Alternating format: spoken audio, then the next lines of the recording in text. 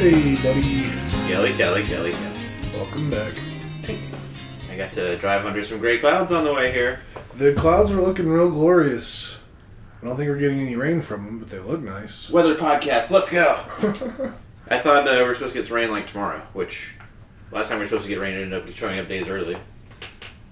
I don't know what you're talking about. Let me see here. What are you talking about? Yeah, I just see cloudy. I'll take it. Cloudy. It says, I guess, a low chance precipitation, 10%. What a great run of weather, though. It's been pretty good. I'm looking forward to it getting even better. I'm appreciative. We need to put up our Halloween decorations. Yeah. Kind of thought we would do it last weekend.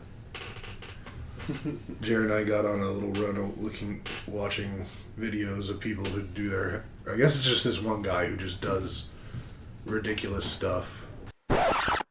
Hey, editing homie here. At this point while recording the podcast, Jeremy came into the room. He did not give his consent to be recorded for the podcast, so I had to edit him out. Love you, Jer. Hope you will be on the podcast someday. But for now, back to these two stooges talking about nonsense. Let's make sure that that's, this is the part where we're recording again. Consent is important. Yes. Is the theme of that edit you just got. Yeah. Having sausage for dinner, huh? Yeah, grilling up some sausage, getting to be grill weather. Like literally on the grill outside? Like literally on the grill outside. I mean, not the smoker, but the gas grill. Yeah.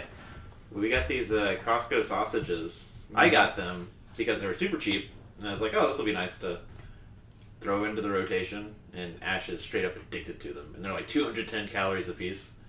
So it's always like max 2. Costco has some good cased meats. Mm-hmm. Halloween decorations. There's an individual on YouTube or something? Yeah, he does these crazy light shows on his house and syncs them up to music. And he had one this year. His show this year had flamethrowers too. It's pretty cool. I'll try to find it and send you a link. Throwing flames in this economy? Yeah. I mean, this guy's got to have money with what he's doing. It's a professional ass setup. I think last year we just did lights around the door, but we'll probably do a little bit more this year. I've definitely been getting in the spooky season mood, and there's a few movies I want to watch. Oh yeah? Spooky season adjacent. Do you want to share them? Well, sure. One I really want to watch is Sleepy Hollow. Okay, nice. It's a good classic one. Call back. Definitely Hocus Pocus. Mm-hmm. And I'm hearing pretty good things about this Saw X or Saw 10. Mm-hmm. Which I'm intrigued. Because I've been out of the Saw game for a long time now. Yeah, same. And purposefully so. I mean, I heard they got pretty bad, but from everything I'm hearing, this new one's as good, if not better, than the first one. Nice. And apparently this one picks up right after movie 1 ends. Which, I don't know. Oh, I shook my head. Nathan disapproves. I am not going to get behind it like I got behind the Fast and Furious franchise. Oh, I'm not either. I don't have any want to watch all of them. Yeah. But I'd watch the first one again, and then I'd watch the most recent one. Word. We definitely try to watch something spooky season or spooky season adjacent every night. We've been doing What We Do in the Shadows, which has been hysterical. And every episode, there was one episode that I didn't know how I was gonna make it. It was every single scene was more over the top than the last one, and my favorite bit of television in the last little while. We watched the end of season 1 of that show Jeremy wanted us to watch. Severed? Severance. Severed? It's Severance. Okay. Which was one of my all-time favorite last second of an episode of a cliffhanger, you know? Yeah. The only thing I can think of that compares is a show called Babylon Berlin on Netflix about, like, post-World War I, Weimar Germany. I'm sorry. And the cliffhanger at the end of season 2 was, like, a mouth agape. That was, like, my all-time favorite cliffhanger, maybe until this one. This was just a great... It wasn't... You know, like Game of Thrones, whenever they did cliffhangers, it was always, like, full of dread. Mm-hmm. And this one, I don't want to, like, spoil it. Yeah. But there were, like, 3 different things going on. And each of them was different as far as, like, one of them was, like, a true, like, heart tug. One of them was, like, a good... Yeah, I don't want to spoil it. But it was just, between the 3 of them, it just... A glass case of emotions. In the very, very last second of it. We've been talking about it ever since. Like, I'll be in the kitchen and just, like, repeat the line. And that was kudos to Jeremy on that one. Although, also, now there's, like, not another season, right? Because of the writer strike or whatever? Yeah. Although I think that's all about over. I think they figured it out. I have no No late night shows are back. So that makes me think that they got it all settled. Mm-hmm. So that's good. There's a lot of stuff that got pushed back because of the writer's strike. Probably not anything Fast and Furious related. Probably. Well, I don't know. I know for me personally, the last half of the last season of Yellowstone has gotten delayed because of it, and now it might not ever even happen. Oh. Are they showing that on broadcast CBS now? Yeah. Okay. Although, even though it's all released on Peacock. Paramount? Oh, is it Peacock or Paramount? I forget if it... Okay. Peacock for Yellowstone, but then the prequels to Yellowstone are on Paramount. How does that work? It's 2 different things entirely, right? I don't know, man. I don't make the rules. I just watch the shows. rules. Although I will say I watched the whole season of the first prequel to Yellowstone. Mm-hmm.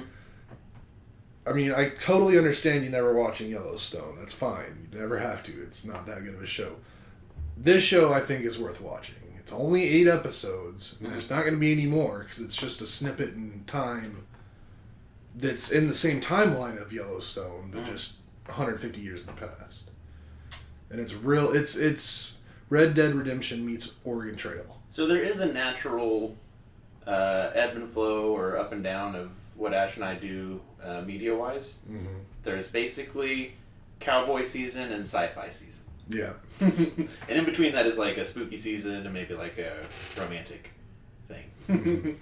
So the pendulum will swing back. Because right now we're pretty into our Marvel and what we do in the shadows and anything that we can... they're wearing costumes a lot, so that's kind of Halloween-y. But we'll swing back to cowboy season. That'll be a good time to reintroduce that. I have probably seen like 3 hours of Yellowstone, like a minute at a time, in like just Facebook Reels. And I thought that I had seen enough of it to like know the general trajectory of the story and the characters and stuff. Mm-hmm. But recently there was a reel where I was like, what? And then I saw another one where they were kids, and I was like, what is happening? So it'll be fun to watch eventually. Yeah, I mean, I thoroughly like Yellowstone. I think 1883 is what the first prequel is called. And apparently there's a second prequel that's called 1923. So 50 years after the events of 1883, or 40 years after. So then maybe we'll get a Yellowstone disco boogie for like the 1970s? Maybe. I do know that Harrison Ford and some other famous actress are in 1923. Like, as the main actor. Oh, I thought that's the one you have been watching. No. Ah. Okay. I watched one where... I didn't learn this until maybe like the second to last episode. Is it a spoiler? No, it's just who acts in it. Okay. Like the main guy and girl, husband and wife in the show are Tim McGraw and Faith Hill? yeah. Nice. I had no idea. Hey, Mom. I knew that. I got it. I was gonna say Tanya Tucker. Because she'd be like yelling at it. Yeah, but Yeah. apparently they're really good actors. At least acting Western type people. Mm-hmm. And it was interesting because they even like didn't have the thickest of accents either. Like there's other characters around them in the show that had much thicker like country accents. They were more subdued. Mm-hmm. Real good show. Real good. I don't doubt it, Kelly. Even though you've had questionable taste in the past. I mean, whenever I think, I know I like a lot of stuff that's bad, and I'll tell you when I know something's bad, but like I do know when things are good too, like legit good. And I'm not saying Yellowstone's one of those legit goods. 1883 is, and also because it's just so contained. It's only 8 episodes, less than an hour each, and then you're done. Yeah. There's just far fewer Americans at the time, so it makes sense. Yeah, a lot more Native Americans. Mm-hmm. Speaking of, we just had Indigenous Peoples Day. Did you not have off for that? Nah. I don't know anybody who had off for it. We did have, or not we, the whole company, but my part of the company did have Friday off. It was just like a first Friday of the new quarter wellness day. Interesting. Yeah. We got some vaccinations. We both got boosted ahead of this wedding we're going to on the 21st. And what was the other one? Flu. I've been getting flu vaccines like every year since I was in the Army. Yeah. And then I also got tetanus. I mean, I got the tetanus vaccination. I got that maybe like a year ago. Which is good because I don't recall ever. I mean, I know I had a tetanus vax at some point, but no idea what it was. I got vaccines and shots for a huge list of things. Halloween 2012, before we deployed in November. And the running joke was, like, we had gotten one shot, which I couldn't tell you what it was, but it was something that caused, like, a huge boil on your shoulder. It might have been smallpox, because I still have a scar there. But then, like, on top of that, like, after it had like, gotten big and painful and stuff, 6 more shots, like a slew more of shots. And it's Halloween, and the running joke was like, "This is you want a zombie apocalypse. This is how you get a zombie apocalypse. You just got shots on top of shots under a full moon and Halloween." Of course, it starts this way. But that was over 10 years ago, so it was due for more tetanus prevention. Yeah. Yeah. Don't want the tetanus. That was a sore shoulder up until like Sunday afternoon. Oh, and what a weekend of sports. Yeah. Disappointment. Yeah. Not for you, Michigan won. Yeah. And my fantasy team in the main league just... Oh yeah, it went like supernova. Supernova. Yeah. I thwomped for it. And the irony is, she's won like every game where she didn't set her lineup, where she like left a person out, or didn't swap somebody that was out, and then this time she had 100% lineup and lost. I mean, there was nothing she could have done to prevent. No. I was looking at it, and I scored more points this week than anyone has so far this year. That makes sense. And I was actually the second most points scored this year was in my only other win this year, where I scored the most. I got like 213 that week, and then this week I got 255. You're lined up to do good things. Slippin' Stephanie, aka Slippany. She's undefeated and Corey are undefeated. And Stephanie also has, Ash and I were joking about, like, have you seen the girl math memes? Girl math joke? Maybe. What I haven't put into the recap yet, that I might do it for Stephanie this go round, is girl math is not setting your lineup and winning every time. Because this time she didn't put somebody, maybe even two people, in her lineup and swamped whoever she had. And Corey is just undefeated, and we talked about it last time, but his 2 first-round picks are doing well for him. Yeah. I don't know. I feel good where I'm at for the remainder of the season, as long as everybody stays healthy. I don't want to jinx myself either, but Justin Jefferson going on the IR and how our draft unfolded, where like the practice time, I went with like the consensus number 1 pick of Justin Jefferson. Yeah. But then when it was like the real deal, CMC. Yeah. That was sneaky. Yep. But on Saturday TCU lost from being outcoached and outsmarted, and lost to a team we should have spanked in Iowa State. And then Sundays have been glorious with that new TV. Yeah. It's been pretty great. But yeah, Cowboys lost dramatically. Even, like, dramatically is the wrong implication, because it wasn't like a last-second field goal bouncing off the upright into the... No. It was just a molly-whopping. It was an ignominious defeat. Taken behind the woodshed. And woodshedded. With a lot of wood. Not a lot of shed. So much wood. I mean... I've been telling Ash it's not like the 49ers have our number. They have, like, everybody's number. Mm-hmm. But there's so many different ways you can be better than another team. Yeah. Like, you can just have, like, bigger, better players. You can have faster players. You can have more experience so that maybe you're not as big and not as fast, but you just make the right decision every time. And then, like, a whole different iterations of coaching. You can just have a really good defensive mastermind, really good offensive mastermind, a coach who puts all the coaches together. And there's not a lot of ways that I can't think of, like maybe our special teams were better. But every other which way, Mike McCarthy just looks outmatched against Kyle Shanahan specifically.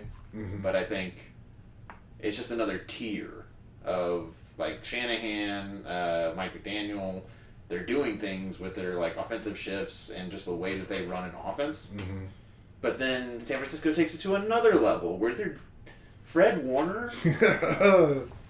He was lights out. He's too big to be that fast. And he's always, like, when I say the decision making, when I was watching TCU, there was another team I watched that was, UT losing. Mm. When you look at their players on defense, it's when they zig when they should zag.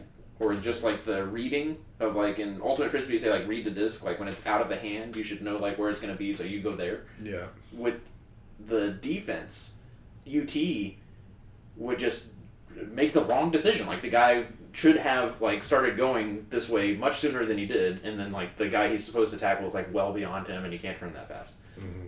Fred Warner is the literal opposite of that. Of just, like, knows which way he's supposed to be going, like, before the people watching the game do. And it's, like, that. It's so fast to be so big. There was a run, like, one of the 3 runs that went well.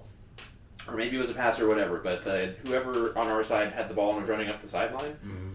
yeah, there should be a cornerback chasing that guy. But then, like, right behind the cornerback was Fred Warner. It was like, what are you, like, running a 4.5 when you're like 240 pounds or whatever he is? And it's, so yeah, I mean, I'm very complimentary to the 49ers in the recap. Not bitter about it. I don't know what anybody's going to do about them as a team. Yeah. There's something else. And Brock Purdy, like, wow. What a stud. Like, where did this kid come from? I mean, I know where he came from. Like, he went to Iowa State. But, yeah, he wasn't on anybody's radar. And, like, this kid's legit. They scored 6 touchdowns. He only completed 17 passes. He only threw 24 passes. And, like, I guess that's... Other defenses didn't just lose Trayvon Diggs. Mm-hmm. like our back-to-back All-Pro and all that. But, I mean, you put them up against the Eagles aren't, like, 100% healthy in their secondary either. I don't know, like, who is a team that could do better than the Cowboys on defense and not get obliterated by the 49ers. This is very true. They're definitely going to be up there at the end of the season if they stay healthy. Yeah. They'll probably get the bye as well. And if they do, and by some miracle, the Cowboys like get in the playoffs and win in the wild card, and then have to play the 49ers next, I have zero doubt that Mike McCarthy will get embarrassed, show his ass, as they say, once again. Who was it? One of the ESPN talking heads. The loud white guy. Skip? Yeah. I think Skip. I think it was Skip. Who he's like calling for Jerry to go get Dion to come be the coach of the Cowboys next year. It's a Jerry move. It's flashy. Everybody thought Sean Payton was going to get the head coaching job, and now I think it's like questionable if that would have been a good idea or not. Right. But the Cowboys are a different roster than the failing Broncos. I do think the Cowboys need to do something. Yeah, Mike McCarthy is not the answer. I think he's what's the saying? He's a dumb guy's expectation of a smart guy. Mm. Where he's just not, he's not like Kyle Shanahan, Mike McDaniel smart. Yeah.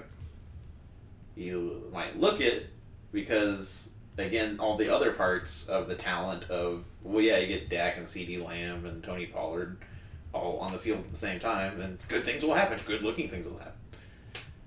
But I don't know if it's because of him and his scheming and his thinking more than it is just like talented players being talented. Yeah. I felt real bad for you. Yeah. And then Dak, I mean, I love him to death, but too many times panning to him on the sideline, just like lost in the sauce. It looked like the game was like above him. And that was sad to see. Because I don't know what we do about that. He's a big cap hit next year. He's like 2 years ago was the plan for the next 6 years. So I don't know what position we're in to do anything about getting a different QB. We definitely let go of Zeke when we felt that his cap hit was not commensurate to the effect he was having on games. Mm-hmm. So it could definitely happen to Dak too, but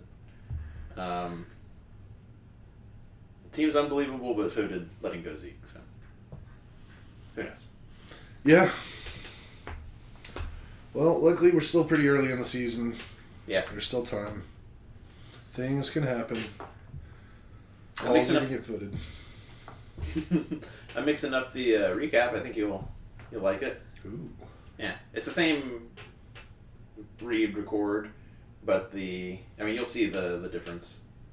Just a little more action. I support that. Oh, goodness me. Any other current events with you? No. Not really.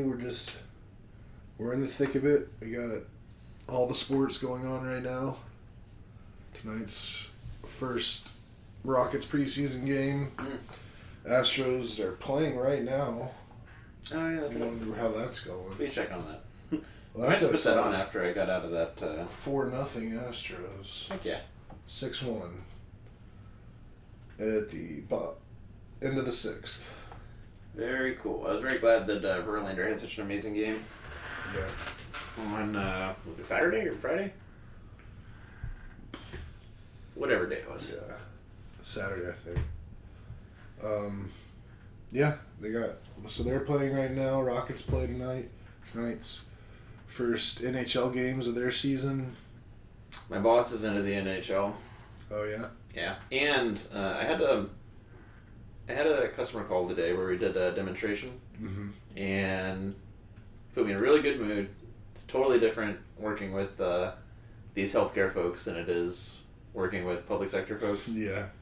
But when we started off the call, I asked if they were excited for the beginning of the NBA season because I was talking to folks in Denver, and the Denver Nuggets just won the championship, or won it last year, Yeah.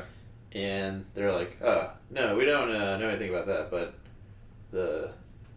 I forget the name of the team already. Okay, I thought it might be the Avalanche, yeah. They're like, we're excited for that. I'm like, okay.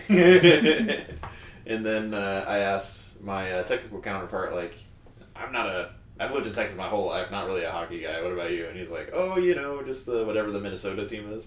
And they were like, boo! I was like, this is great. This is great back and forth. What is it? Is it the Minnesota Wild? I think you're right. I know a bit about the stick and puck. Did you play a fantasy season a few years ago? I think you tried to recruit me for one. Yeah. I thought about trying to recruit you for one for this season. Mm-hmm. But then I was like, nah, I'm just going to do the draft, and then that's probably about it. Yeah. Maybe I'll have my lineup set, but... We've got fantasy basketball coming up in like 2 weeks anyways. Yeah. And there's so many hockey games. Like, that's like fantasy baseball, basically, where like and basketball, where every single day you got to be on top of it. Yeah. It's a lot. I'm going to try a lot harder to be more into basketball this year. You mean in fantasy or... In general. Yeah. Fantasy and IRL. I wanted to be more into baseball, and I kept up with that until the summer, basically. Mm-hmm. Yeah. And I guess I should be getting back into it, but I definitely stopped paying attention at some point, probably when I started like preparing for the NFL fantasy draft in earnest. Yeah.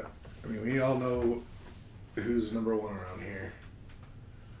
That's the NFL. It's the Shield. Oh, for sure.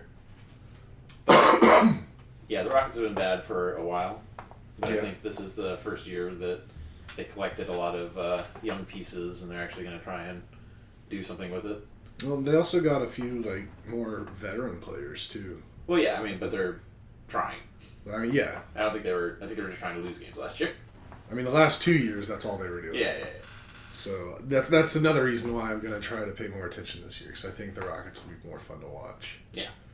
But, I mean, similar, maybe not the last 2 years, but definitely last year, the Spurs were in that same sort of tanking mentality to get Wembanyama. Yeah. Tall French guy. Yeah. Kid. And they did get that. So I kind of felt when I was watching the Spurs last year that they were like intentionally holding back. Yeah. So I could see them being a terror. And that would be fun. And then the Mavs still have Luka Doncic, and now they have former, I believe, UT standout Kyrie Irving. Fuck the Mavs. But I would be delighted if all the Texas teams got into the playoffs. Yeah, it's too much. Just the Rockets. The only Texas team that matters. Mm-hmm. You got any dogs in this Israel versus Hamas fight? I don't know. I mean, a Get little. canceled, Kelly. I tell you, like, my brother has been very vocal about it. Oh, yeah? Yeah. He's heavily on the Palestinian side. Oh, my goodness. There was something, you were supposed to ask him if he was mad at me for being mad at the Democrats for, the Mike McCarthy thing? Yeah. No, Kevin McCarthy. Yeah. Fucking Democrats and Cowboys. I did not ask him about that, though. Yeah. I forgot. But he's been just real vocal about it lately, about the whole thing going on over there right now. Blaming the Israelis for it, for having a open air prison for 50 years or whatever. Yeah, I mean, like, if you're gonna keep, and I kind of get what my brother's saying. If you're gonna keep people like imprisoned and treated like less than human, they're gonna react negatively to it eventually. Yeah.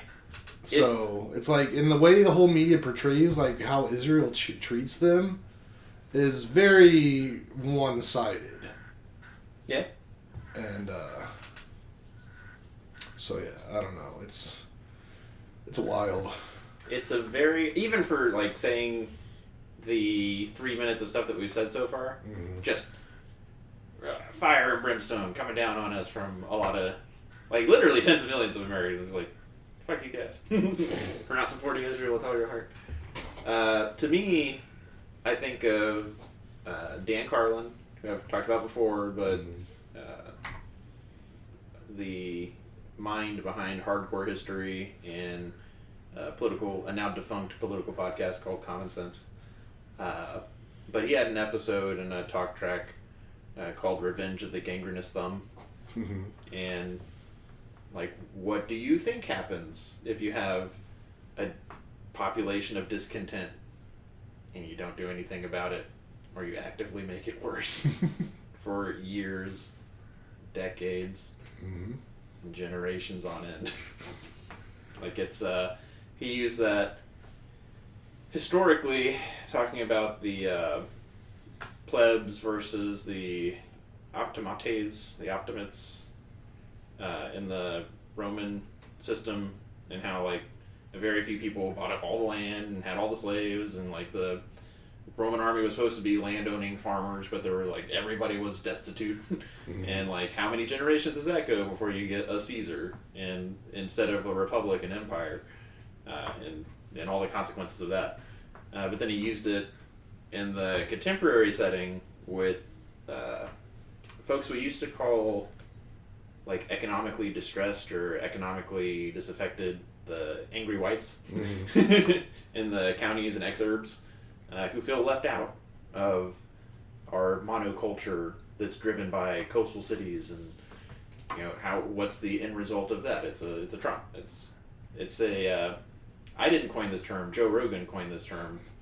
The first president for assholes. Where it's like, if you're just proudly a jerk because you feel neglected and overlooked for however long, a guy like Trump is going to excite you. But in this context, I mean, to me, it's like, what do you expect to happen when you have this unresolved issue? Not for days, weeks, months, years, decades, for generations. There are kids that were born, grew up under what could generously be called apartheid. Into adolescence, into teenage, into adult, and if they're lucky enough to make it that far, into old age, to see it repeat with their kids and their grandkids. Generations, y'all, have lived in, again, the generous political term is apartheid. Like, other people say it's like slow motion genocide. Yeah. And that's, like, the objective observer. Like, if I was Martian, that's what I would say. It was like, well, I mean, if I'm rewinding the tape, it looks like it's been bad for a while, and I'm rewinding for a long time, and it's still really bad. And that is, like, just what I think should be expected to happen. Right. But, I mean, that said, obviously, violence is terrible. The thing that I did think about with respect to the Israelis, but, I mean, it goes to the Palestinians, too, is people who have to live with fear, like, every hour of every day, and just kind of just live around it, but know that it's always there, which is super foreign to the overwhelming majority of Americans. Right. Of that, like, fear for your life and fear generally, unless you have, like, anxiety or just, like, you're triggered to have fear because of whatever. But as a setting, it's not the norm to have, like, constant physical fear of violence from people who, like, if you're driving, then you can have fear that, at any moment we're traveling at high speeds and in metal and glass, and bad shit can happen. That's a different sort of fear than anywhere I am in the borders of my country. There are people who want to, like, end me for the sake of, like, ending everybody around me. And that's totally foreign, but to us, But in places like Afghanistan, where it's just been tens of thousands, hundreds of thousands of people dying like every few years, and it's not a rare thing, it's just the constant ebb and flow of who's here now, who's going to be here in the next decade, and just like, am I going to make it? Is everybody around me going to make it? There's a reality that it's not like a 1 in a million chance, it's like a 1 in 3 chance. Yeah. And just having to live with that. And the Israelis, but I guess also the Palestinians, again, not days, not weeks, not months, years, decades, generations. Like, going back to 1940s, almost 100 years. Mm-hmm. What do you guys think is going to happen? If you don't resolve this amicably, Yep. and you don't just not resolve it, like, each side is kind of making it worse for the other, Mm-hmm. and just keeps dialing it up.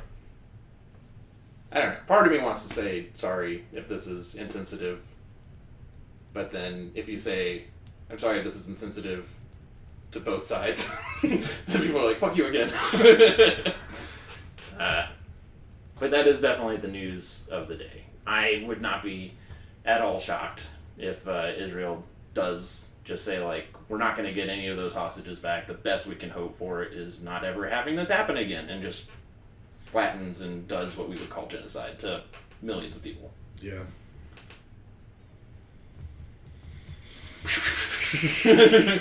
Yeah. I'm going to turn this around and make it cheery. That goes back to like 1948 when Israel was like formed. Mm-hmm.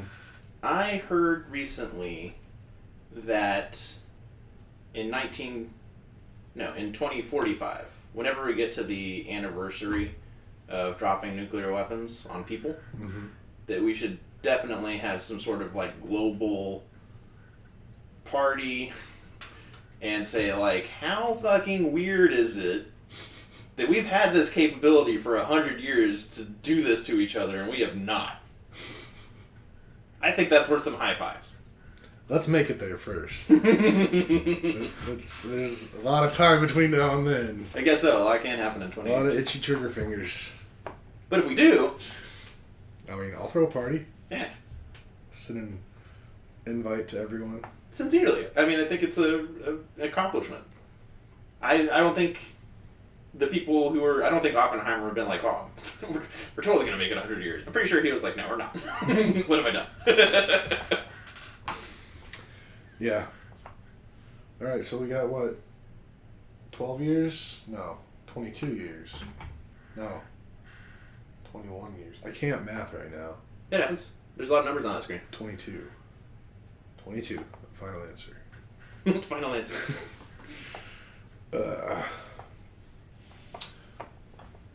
Yeah. Yeah, I think that's about all I've got to say. It hasn't been an exciting week for me. Mm. Plus, I got sausages I gotta go cook. That's right, you do. Solar eclipse on Saturday. Mm-hmm. It'll be a good one, but the maximum one for the Austin area, at least, is the next year. Yeah. Yeah. It's gonna be a good one. It is. And Friday the 13th coming up. Yep. We got to just full out spook Yep. to the max. Spooktacular. To the wall. Alrighty, everyone. Thank you for listening. We know you. Wait. You know we love you. We know you love us too. Thanks a lot. Peace in the Middle East. Facts.